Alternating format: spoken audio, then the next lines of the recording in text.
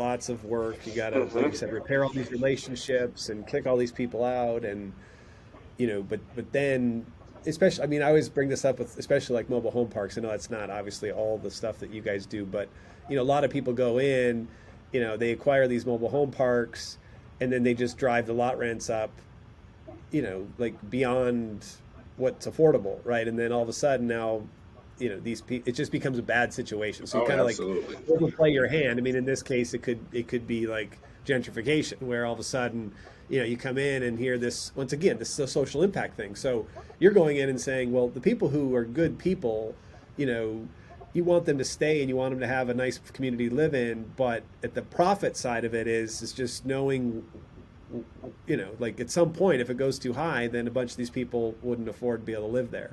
So how do you balance that? Like how do you know what I mean, and then what's the exit, right? So like because obviously in the mobile home park game, once again, without even thinking about how it social impact or any of that stuff, the name of the game is go in, convert, it from sort of park owned homes to Uh-huh. tenant owned homes, Yes. right? And the more, the closer you get to 100%, the value of the asset goes up. Then you turn around and flip it to some more institutional buyer, right? Which means at that point, they're sort of solely in the game to make money, which means they might come in and if you left some meat on the bone, they're going to drive the rents and potentially create the problem that I just articulated. So, how do you deal with that? Like, how do you when you're having those conversations about, okay, we're here on lot rent, we're going to go to 250 or 275 or Uh-huh.